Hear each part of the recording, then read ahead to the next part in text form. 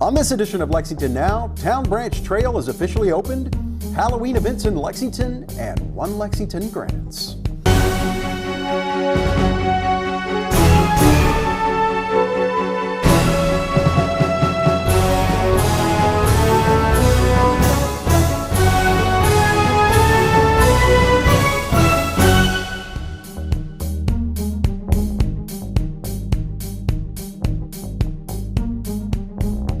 I'm Neil Noah. Welcome to Lexington Now for the week of October 17th, 2022. It has been over 2 miles and a decade in the making, but Town Branch Trail is now officially open. We were there for the ribbon cutting. It has taken us, the city, 10 years, beginning to end, to build this 2.2 mile trail. 10 years. That's persistence. There was nothing easy about it. Winning the funding, getting the right designer, putting together a plan, and doing the construction right through the heart of downtown. It was all difficult. Now we're ready to cut the ribbon, to officially open this trail. And we can appreciate our accomplishment. In just 2.2 miles, Town Branch Commons Trail is a path to economic vitality, healthy living, and to our beautiful bluegrass countryside. It's the kind of quality of life investment that people in Lexington treasure and visitors travel here to enjoy. The design of the trail celebrates the bluegrass by bringing iconic elements through the heart of our city.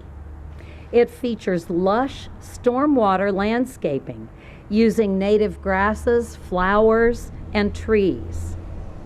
There's a modern interpretation of Lexington's dry stacked limestone fences and paving details inspired by the karst geology found all across Kentucky. The trail roughly follows the path of historic Town Branch, our city's original water source, right through downtown. It is 14 feet wide. It can accommodate all users while still retaining the same number of vehicular lanes on Vine Street and Midland Avenue. Riding or walking along the trail passes by or near Lexington businesses, entertainment venues, restaurants, art, and parks, and more parks. But let's also have a round of applause for a group of folks that are often not thanked at times like this. The construction workers, surveyors, stonemasons, landscapers, electricians, maintenance technicians.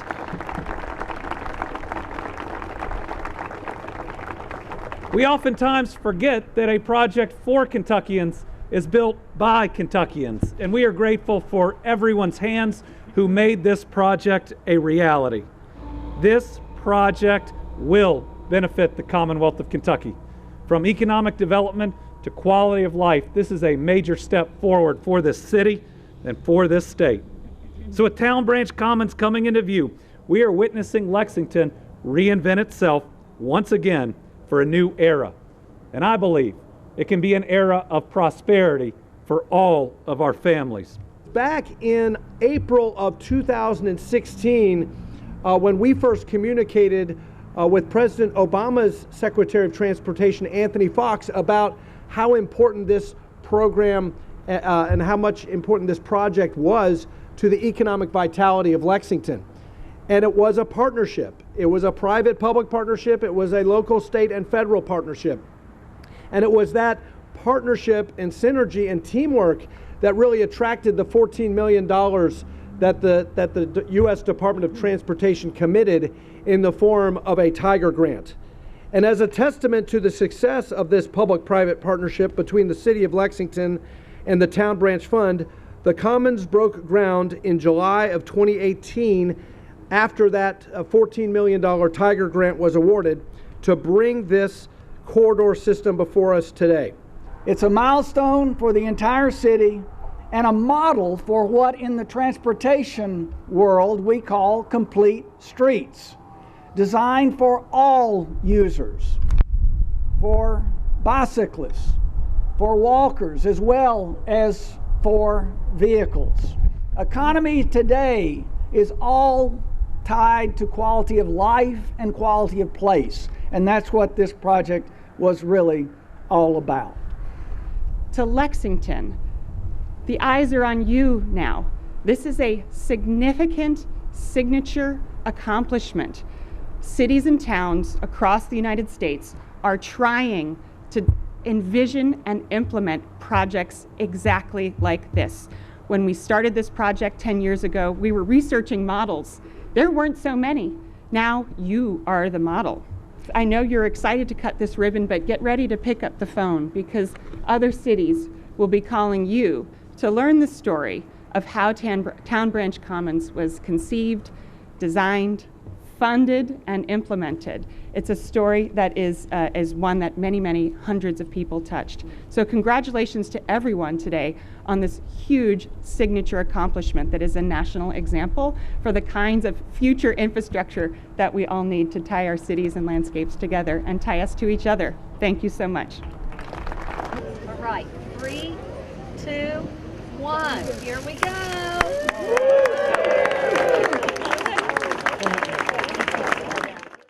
Lexington's Thriller Parade has become one of the nation's premier Halloween events. But it's not the only spooky fun in Lexington this season. We were there for the announcement. Here we are under the iconic marquee of the Kentucky Theater, and there's a lot of history being celebrated here this year. First, the Kentucky is celebrating its 100th anniversary. That's a big deal. And our Thriller Parade, which has traditionally been anchored here at the Kentucky. It's turning 20. I can hardly believe that. 20 years of zombies marching down and dancing down Main Street. There's been a Thriller Parade every year since it started in 2002, except 2020. Even zombies don't like COVID. So Teresa Toome from Mecca Live Studio and Melissa McCart-Smith, who works in my office, are both joining us today. They actually started the Thriller Parade. Melissa and Teresa still teach the dance to people and are involved in other details. So what started as a plan between these two friends for a small group of dancers to celebrate Halloween instantly turned into a crowd that has grown every year. Now, hundreds of zombies join the fun. They will do it this year on October 22nd. And if you want to learn to dance, Saturday's the last day of class. So you can check out lexingtonky.gov/Halloween for all the details. Let me just first say thank you to Mayor Gordon and to the city. You know, we reopened recently, and the city, of course, owns this building, and we would not be here if it hadn't been for the hard work of you and your staff. We're enormously grateful for that. So we have a lot going on. Normally we would have a lot going on for Halloween, but because this is our 100th anniversary, we're trying to do even more and celebrate throughout the month. So the biggest thing for me, I think, is this Saturday we are showing Nosferatu, which shares a 100th anniversary with the Kentucky Theater.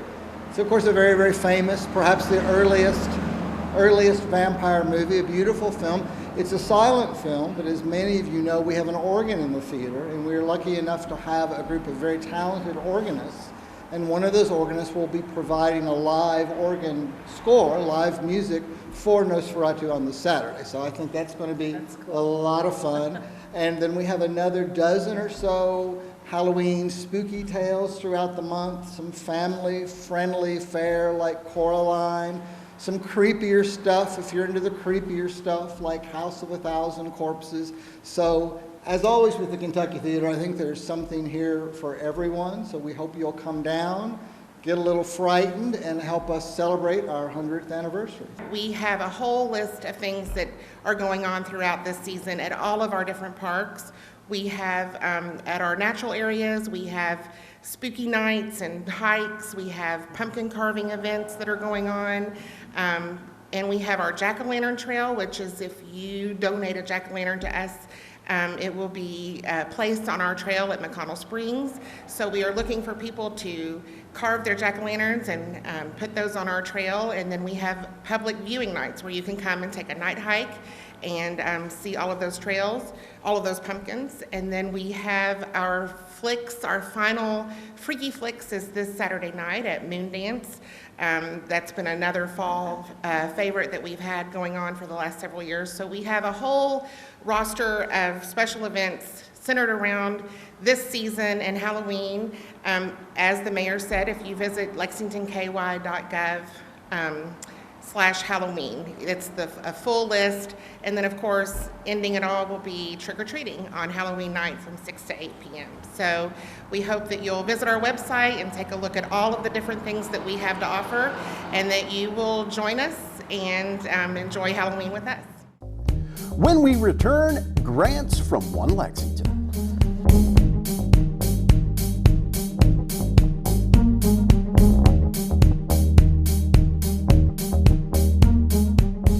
The Lexington Fayette Urban County Government and Commerce Lexington are joining forces to offer the Money Smart program for small business, jointly developed by the Federal Deposit Insurance Corporation, the FDIC, and the U.S. Small Business Administration, SBA. The curriculum is intended to be delivered to small or new or small operating business owners with or without formal business training, in an effort to offer a practical introduction into the aspects of starting and managing a business. The curriculum will be facilitated by yours truly.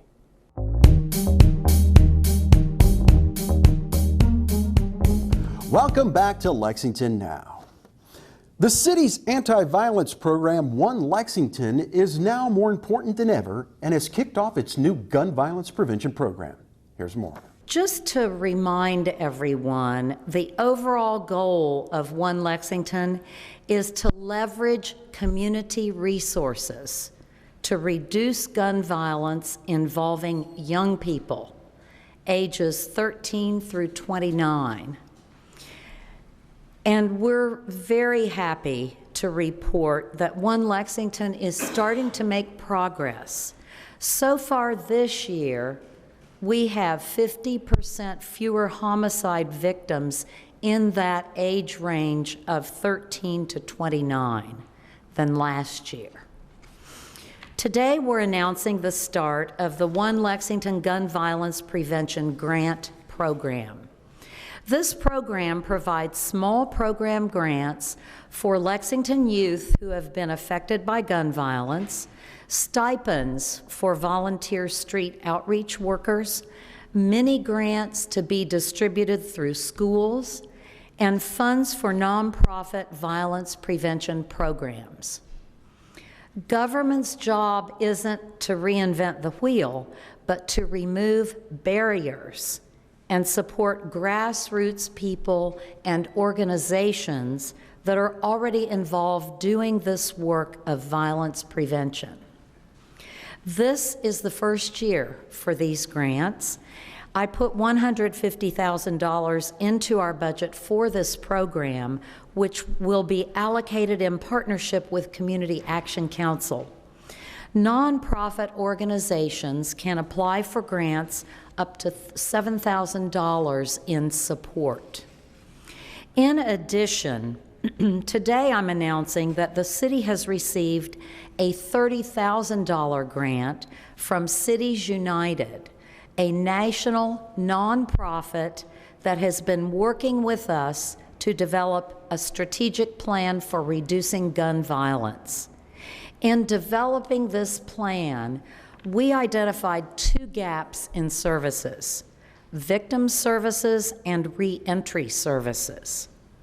Cities United is helping us bridge those gaps through a $30,000 grant that will be used to support services for victims of gun violence and programs for those who are leaving our jail. This is huge. We've been fighting for this for over a year. My first day in this position, I told Tyler, this is something that we have to do. My background comes from being a grassroots organizer, a director of a local nonprofit.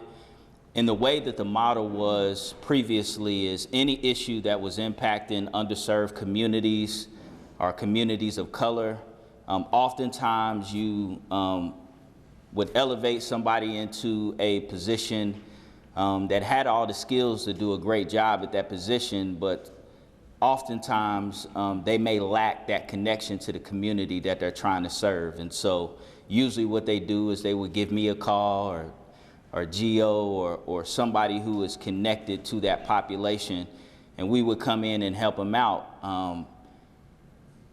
But unfortunately, because of the way the system was designed, these individuals who were providing these services, these life-changing services, and in some cases putting their own life at risk, they were struggling themselves, trying to feed their family and figuring things out day to day. And so I always told myself if I ever got in a leadership position of any kind, that I would try to adjust that model a little bit.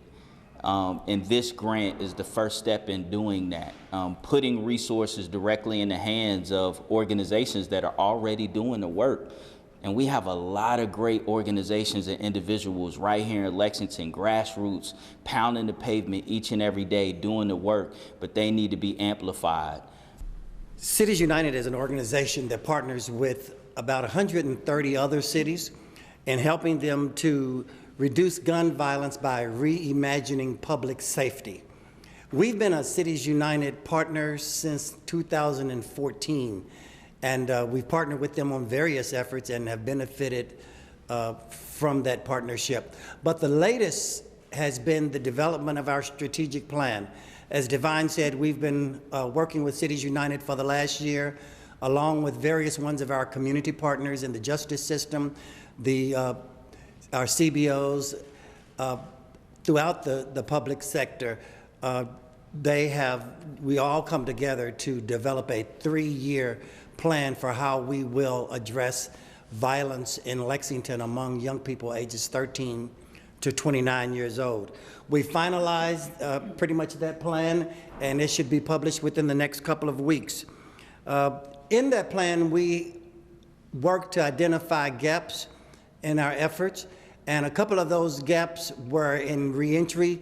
How do we take young people who have been involved in the system, some of whom who have been detained and are coming back into society's normal environment, back into their schools? How do we work with them to deal with the trauma? How do we work with them to deal with stabilization?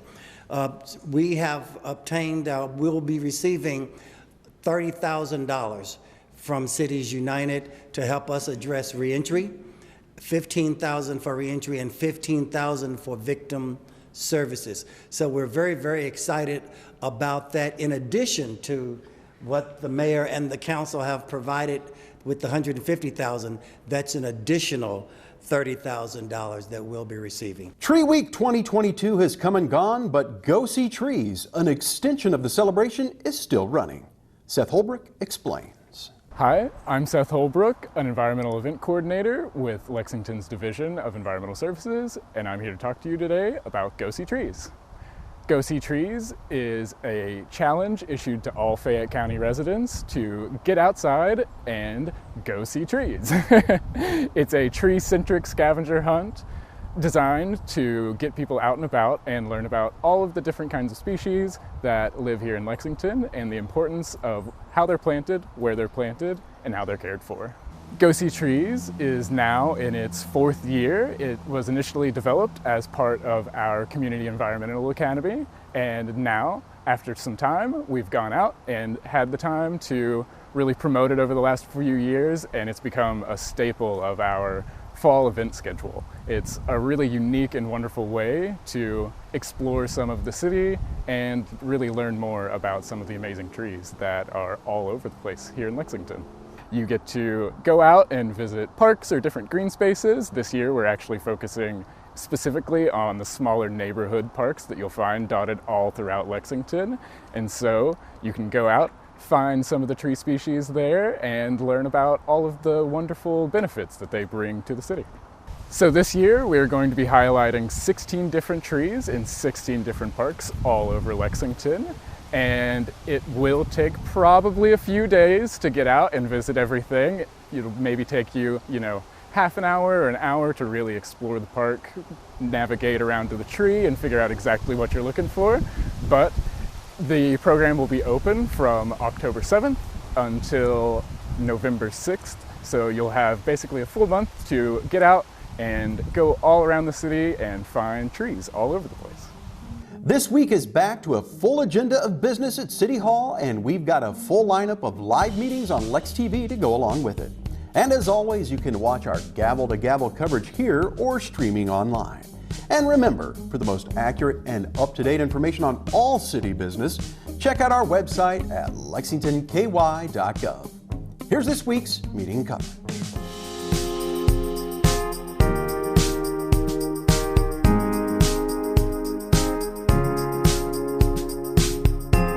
That's all for now, but as always, you can keep up with us on social media. Check out the latest traffic updates on Twitter at LexRex, or catch our live traffic cams on lexingtonky.gov. For all of us at Lex TV, I'm Neil Noah, and that's it for now.